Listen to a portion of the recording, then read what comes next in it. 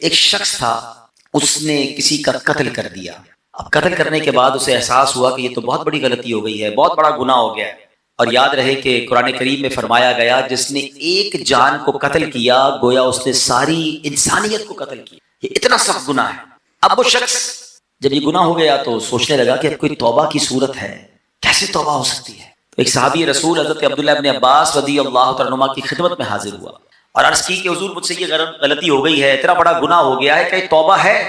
تو آپ نے فرمایا کیا تمہاری ماں زندہ ہے؟ کہتا حضور ماں کی تو وفات ہو گئی ہے. تو فرمایا اچھا ایسا کرو، توبہ کرو اور جتنا ہو سکے اللہ کو راضی کرنے کی کوشش کرو. وہ بندہ تو چلا گیا، یقیناً اس زمانے میں ایسا کوئی معاملہ نہیں ہوگا، یا جو بھی اس کے اگلے کانسیکوینسز عدالتی نظام وغیرہ وہ یقیناً الگ معاملہ ہوگا. یہاں گناہ کی معافی کی بات ہو رہی ہے. تو حضرت عبداللہ ابن عباس سے ایک شخص نے کہا کہ حضور یہ بات تو آپ پہلے بھی کہہ سکتے تھے توبہ کرو، آپ نے یہ کیوں کہا کہ ماں زندہ ہے یا ماں موجود ہے؟ تو حضرت عبداللہ ابن عباس نے فرمایا کہ میری معلومات کے مطابق اللہ پاک کو راضی کرنے کا سب سے قریب ترین ذریعہ ماں کے ساتھ بھلائی کرنا ہے.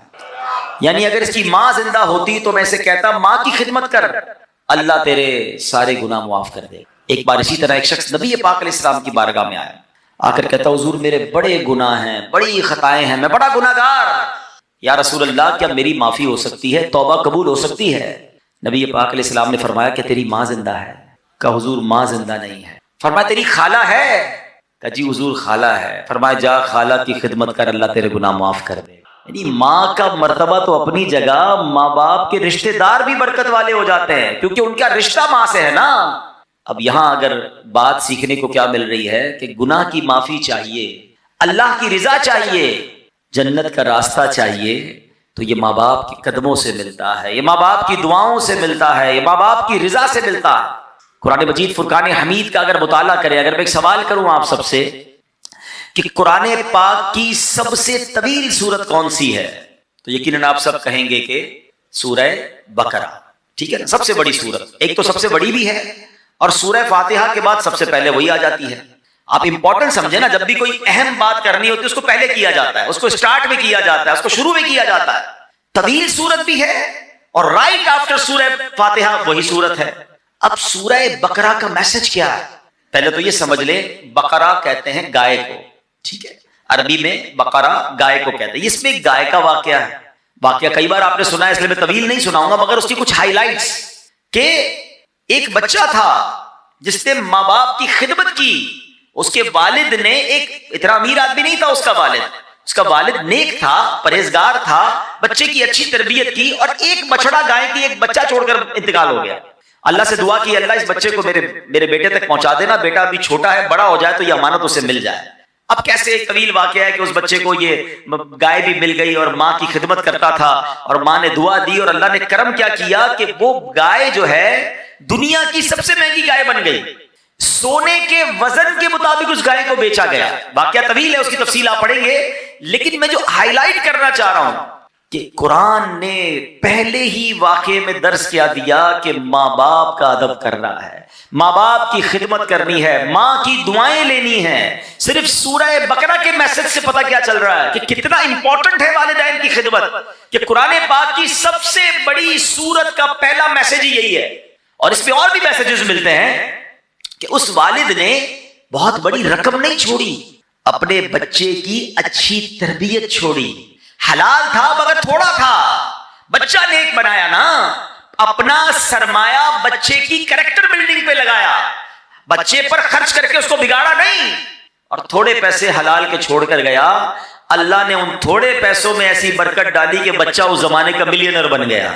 یہی بات ہم سب نے سیکھنی ہے، جن کے بچے ہیں، جن کے والدین ہیں. ہم بچوں پر انویسٹمنٹ کرتے ہیں مال کی، ڈگریاں دلا دو، دنیا دکھا دو، کاروبار سکھا دو. میں نہیں کہتا یہ نہیں کرنا چاہیے، جائز طریقے سے کرے، نو پرابلم، مگر بیسٹ انویسٹمنٹ یہ ہے کہ اس کو اچھا مسلمان بنا دو، اچھا انسان بنا دو، اللہ کا فرما بردار بنا دو. یہ انویسٹمنٹ ہے. آپ دیکھیں نا، بہت سارے لوگ زندگی بھر ایک ہی چیز سوچ رہے ہیں، یار بچے کے لیے مال چھوڑنا ہے، اولاد کے لیے پیسے چھوڑنے، جائیداد چھوڑ کے جانا چاہیے. بندہ کبھی کہنا ہے آپ اتنی محنت کیوں کرتے ہیں؟ یار بچوں کے لیے تو کر رہا ہوں، اپنے بچوں کے لیے کچھ چھوڑ کے جانا ہے. ارے اللہ کے بندوں، پہلے یہ چیک کرو حلال چھوڑ کے جانا ہے یا حرام چھوڑ کے جانا ہے.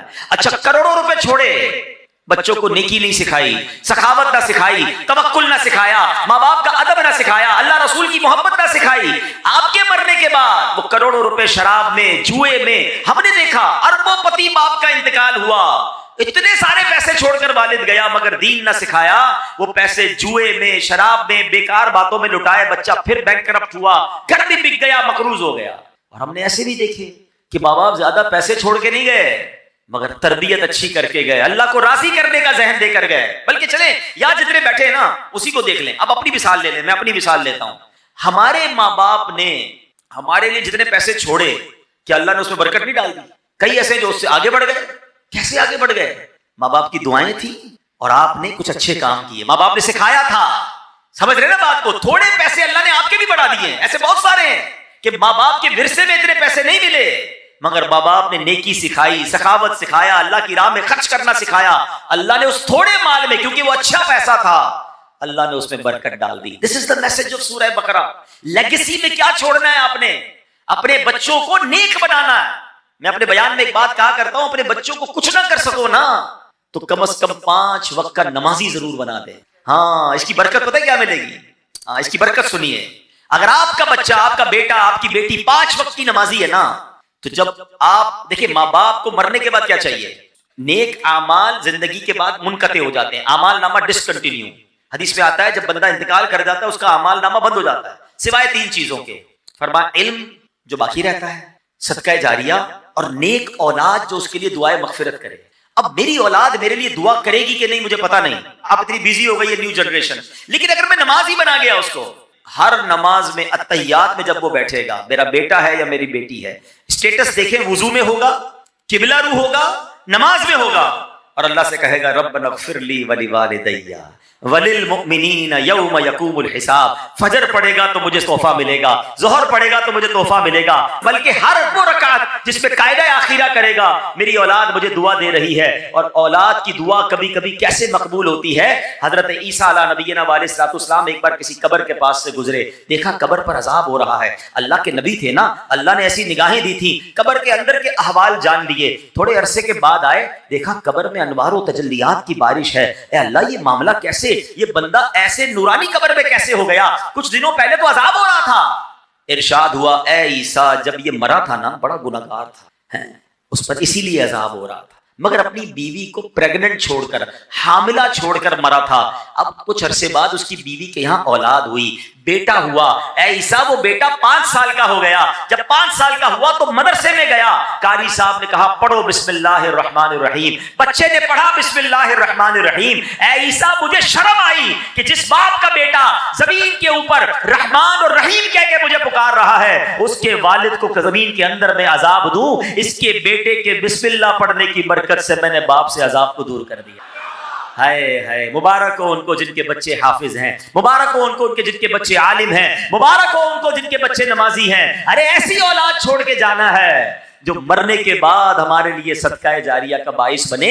سورہ بقرہ کا میسج ہی یہی ہے، پیسے چھوڑنے کی فکر چھوڑ دو، اگر اللہ نے اسے نیک بنایا ہے نا تو اس کو اللہ غیب سے مدد کر دے گا، آپ کے تھوڑے مال میں برکت ڈال دے گا۔ جتنی اسٹرگل اس کے لیے مال چھوڑنے کی کرتے ہیں اس سے زیادہ کوشش کریں کہ اس کی اچھی تربیت کر کے جائیں۔ اب قرآن کی بات ہو رہی ہے، ہم نے ماں باپ کا ادب کرنا، رب نے قرآن میں جیسے سورہ بقرہ کی ہم نے بات سنی، اور ایک بار نہیں قرآن میں جا بجا والدین کے ساتھ اچھا سلوک کرنے کا درس دیا گیا۔ اللہ قرآن میں فرماتا ہے وَبِالْوَالِدَيْنِ إِحْسَانًا، ترجمہ کنزُ العرفان، اور ماں باپ کے ساتھ بھلائی کرو۔ اچھا قرآن پاک کا ایک بڑا خوبصورت اسلوب ہے، بہت پیارا اسٹائل ہے، کئی مقامات ایسے ہیں جہاں اللہ نے اپنی عبادت کا درس دیا، ساتھ ہی اس کے بالکل لگو لگ اللہ نے والدین کے ساتھ نیکی اور بھلائی کا حکم ارشاد فرمایا۔ ایک آیت میں فرمایا وَقَضَىٰ رَبُّكَ أَلَّا تَعْبُدُوا إِلَّا إِيَّاهُ وَبِالْوَالِدَيْنِ إِحْسَانًا،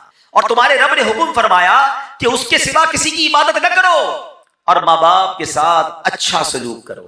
21ویں پارے میں فرمایا أَنِشْكُرْ لِي وَلِوَالِدَيْكَ، کہ میرا اور اپنے والدین کا شکر ادا کرو۔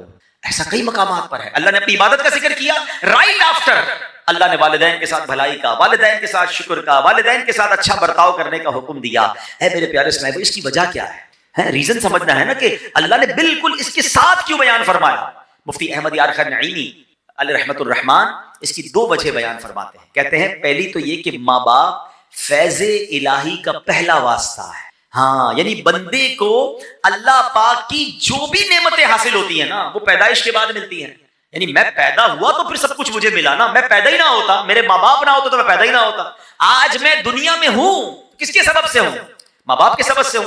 اچھی صورت ہے, دولت ہے, عزت ہے, شہرت ہے, رزق ہے, نعمت ہے, سانس ہے, واٹ ایور مجھے اللہ کی نعمتیں ملی جب میں دنیا میں آیا.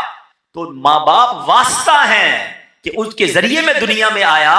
تو سبحان اللہ یہ ساری نعمتیں ملنے کا ایک واسطہ تو والدین اس طرح ہو گئے. دوسری بات مفتی صاحب فرماتے ہیں کہ ماں باپ کے جو ہم پر احسانات ہوتے ہیں نا, جو انعامات ہیں, ان انعامات اور احسانات میں ایک بڑی خوبصورت مشابہت اللہ پاک کے احسانات کے ساتھ ہے. اب وہ کیا ہے؟ اللہ پاک اپنے بندوں کو پالتا ہے, نعمتیں عطا فرماتا ہے, بارش برستی ہے, پھول کھلتے ہیں, سبزے اگتے ہیں, دانے لگتے ہیں, اناج بنتا ہے. یہ سارا نظام زندگی اللہ پاک نے بنایا کس کے لیے؟ اپنے بندوں کے لیے. کیا معاذ اللہ اس میں اللہ کی کوئی لالچ ہے؟ اللہ کو ہم سے کچھ چاہیے؟ بے لالچ عطائیں ہیں نا اس کی. اللہ نے قرآن میں فرمایا ما اريد منهم من رزق وما اريد ان يطعمون ان اللہ هو الرزاق ذو القوة المتین. ترجمہ کنز العرفان, میں ان سے کچھ رزق نہیں مانگتا اور نہ یہ چاہتا ہوں کہ وہ مجھے کھانا کھلائیں. بے شک اللہ ہی بڑا رزق دینے والا, قوت والا, قدرت والا ہے. اللہ بانٹتا ہے, اللہ عطا کرتا ہے, اللہ کو ہم سے کوئی طلب نہیں.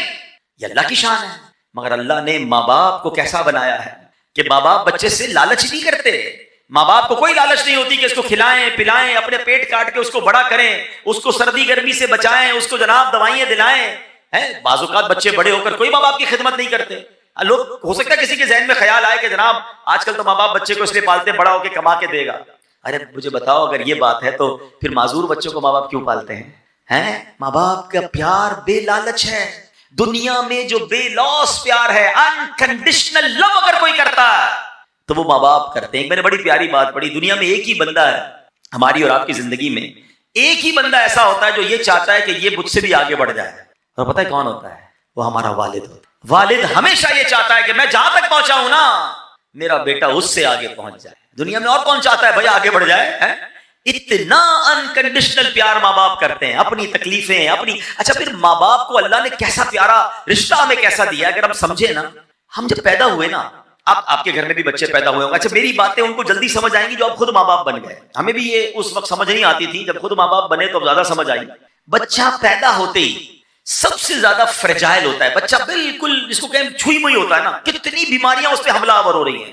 اب اس بچے کو 2 خادم چاہیے 24/7, چھٹی نہیں ان خادمین کی. جو اس کی باڈی ہے نا, اس کی ریکوائرمنٹ کیا ہے کہ اس کو 2 ایسے خادم چاہیے. ایک خادم وہ چاہیے جو اس کے ساتھ ہر وقت چپکا رہے, اس کی گندگی صاف کرے, اس کو کپڑے پہنائے, اس کی مالش کرے, اس کو تیل لگائے, اس کو کھانا کھلائے, دودھ پلائے, واٹ ایور اس کی نیڈ ہے, سونا جاگنا اسی کے ساتھ. تبھی وہ بچہ آہستہ آہستہ گرو کرے گا. اور دوسرا خادم اس کو وہ چاہیے کہ جو اپنا مال خرچ کرے, اپنے پیٹ, کیونکہ تمام چیزوں کے لیے پیسے چاہیے گے. اللہ نے دیکھے ماں باپ کے دل میں کیسی محبت ڈالی ہے کہ ماں بچے کے پیدا ہوتے اس کی خادمہ بن جاتی ہے. دنیا میں پیسوں سے ایسی خادمہ نہیں مل سکتی جیسی اللہ نے ماں جیسی, اس کے دل میں اتنی محبت ڈال دیتا ہے رب کہ وہ اب بچہ روئے تو یہ جاگتی ہے, وہ تڑپے تو یہ تڑپتی ہے. ارے اس کے رونے میں اسے پتہ چل جاتا ہے کہ پیٹ میں درد ہو رہا ہے یا کان میں درد ہو رہا ہے.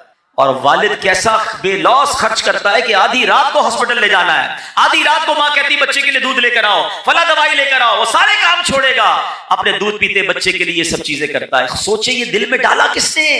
یہ اللہ نے میری اور آپ کی پرورش کا انتظام کیا ہے. یہ ماں باپ کے احسان ہیں ہم پر جو انہوں نے ہمارے ساتھ بچپن سے اب تک کیے. اور جب ہی رب فرماتا ہے شکر ادا کرو میرا اور شکر ادا کرو اپنے والدین کا.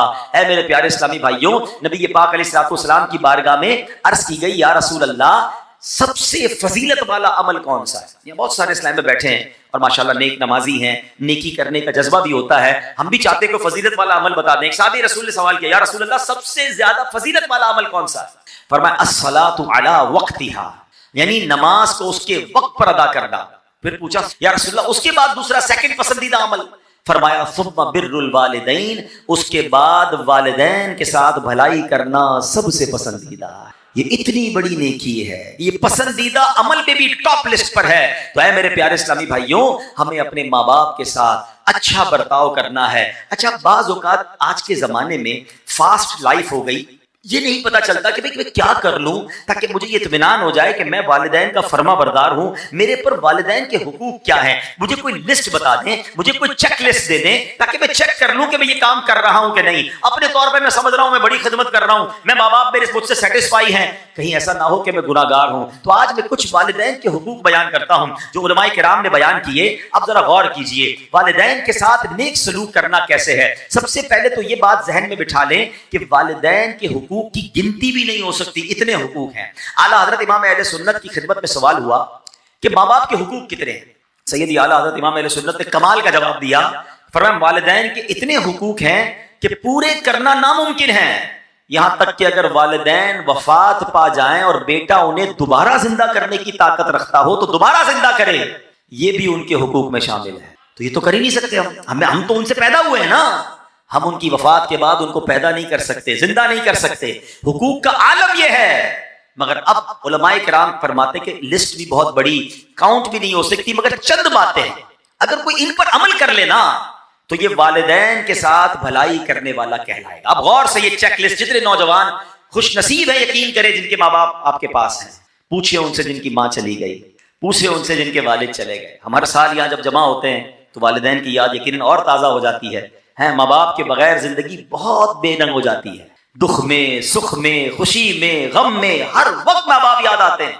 اور اگر آپ کے پاس ہیں تو آپ بہت لکی ہیں۔ آؤ میرے بچوں، آؤ میرے نوجوانوں، سن لو کہ شریعت کیا سکھا رہی ہے کہ ماں باپ کے حقوق کیا ہیں۔ پہلا حق، شریعت کے دائرے میں رہتے ہوئے والدین کی ہر بات ماننا، یہ پہلا حق ہے، یعنی والدین کی ہر بات ماننی ہے، جو وہ کہہ دیں فوراً لبیک کہتے ہوئے ان کے حکم پر عمل کر گزرنا ہے۔ ایسے بہت سارے کام ہیں کہ جو عام حالات میں جائز کی حد تک ہیں، والدین کا حکم ہو جائے تو اب یہ واجب ہو جائیں گے۔ مثلا کھانا کھانا جائز ہے، لیکن اگر ماں باپ حکم فرما دے کہ کھاؤ، کھانا پڑے گا، تو اب یہ لازم ہو جائے گا، یہ واجب ہو جائے گا۔ اللہ اکبر، نہیں کھائے گا تو گناہ گار ہوگا۔ حلال کام تھا، جائز تھا، ماں باپ کا حکم آ گیا، اب نہیں ٹال سکتا۔ باہر شریعت میں ہے کہ بیٹا پردیس میں ہے، ابراڈ ہے، والدین اسے بلاتے ہیں تو آنا ہوگا، فون کر کے خط لکھنا کافی نہیں، یوں ہی والدین کو اس کی خدمت کی حاجت ہے تو آئے بھی اور آ کر خدمت بھی کرے۔ یہ ہے ماں باپ کے حقوق۔ اب یہاں بعض اوقات کیا ہوتا ہے کہ ماں باپ علم دین سے دور ہوتے ہیں تو ماں باپ شریعت کے خلاف حکم دیتے ہیں، اب یہاں ماں باپ کی نہیں مانی جائے گی۔ ہر جائز کام میں تو بات مانی جائے گی، معاذ اللہ ماں باپ کہتے ہیں نماز نہ پڑھو، داڑھی مڑوا دو، تو اب ماں باپ کی نہیں مانی جائے گی۔ اللہ کی اطاعت میں مخلوق کی جو ہے بات نہیں مانی جائے گی کہ مخلوق کو راضی کرنے کے چکر میں رب کو ناراض کر دیں۔ اللہ قرآن میں فرماتے ہیں فلا تطعهما، تو ان کا کہنا نہ مان، یعنی ماں باپ جب اللہ رسول کی نافرمانی کا حکم دے ان کی پیروی نہ کر۔ یہاں ایک اور نصیحت ہے جو قرآن کریم میں فرمایا وَصَاحِبْهُمَا فِي الدُّنْيَا مَعْرُوفًا، اور دنیا میں اچھی طرح ان کا ساتھ دے۔ یعنی پتا چلا ماں باپ نے شریعت کے خلاف حکم دیا، اب ان سے لڑنا نہیں ہے، چیخنا چلانا نہیں ہے، ان کے ساتھ بات چیت ختم نہیں کرنا، روٹ کر بھاگ نہیں جانا، کھانے پینے کی ہڑتال کر کے ان کا دل نہیں دکھانا ہے، بلکہ اس صورت میں ان سے بھلائی کے ساتھ پیش آنا ہے۔ یعنی امی کہتی ہے بیٹا داڑھی منڈوا دو، اب ماں سے لڑے بغیر ہاتھ جوڑ کر کہنا ہے اے امی میں اللہ رسول کی نافرمانی نہیں کر سکتا، براہ کرم مجھے یہ حکم نہ دیں، باقی کوئی حکم ہو تو فرمائیں۔ پیار سے، محبت سے اس وقت بھی پیش آنا ہے۔ اے میرے پیارے اسلامی بھائیوں، اب دوسرا حق یہ ہے کہ ماں باپ کے حکم کو نفل عبادت سے زیادہ اہمیت دیں۔ یہ بڑی اہم بات ہے۔ کچھ لوگ ہم نفلی کاموں میں لگے رہتے ہیں اور ماں باپ ناراض ہیں، ماں باپ دکھی ہیں۔ یاد رکھو یہ عمل ٹھیک نہیں ہے۔ مثلا دل کر رہا ہے کہ نفلی روزہ رکھنا ہے، ماں باپ منع کر دیں تو اب نفلی روزہ نہیں رکھیں گے۔ دل چاہ رہا ہے کہ نوافل پڑھوں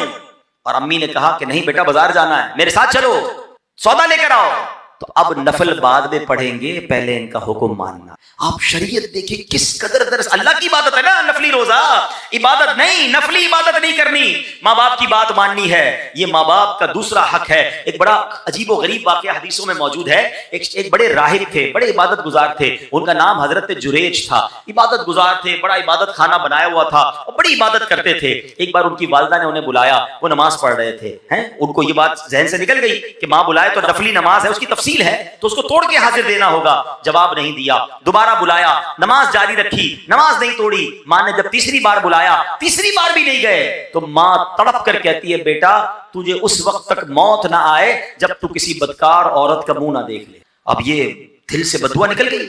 اب کیا ہوا؟ کچھ عرصے بعد اس علاقے میں ایک عورت نے ایک چرواہے کے ساتھ بدکاری کی۔ بچہ پیدا ہوا, لوگوں نے پکڑا تو کہتی یہ بچہ تو جریج کا ہے. سارے لوگ جریج کے پاس پہنچے, ان کی عبادت گاہ کو توڑ دیا, بڑی ذلت ہوئی, کافی لوگ جمع ہو گئے کہ تم نے ایسا کیا. اب اللہ والے تو تھے, عبادت گزار تو تھا وہ بندہ.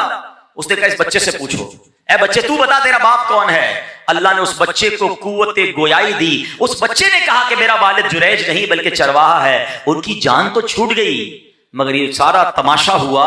اس کے پیچھے علماء کہتے ہیں وجہ وہی ہے کہ ماں کا دل دکھایا, ماں نے بد دعا دی تھی نا.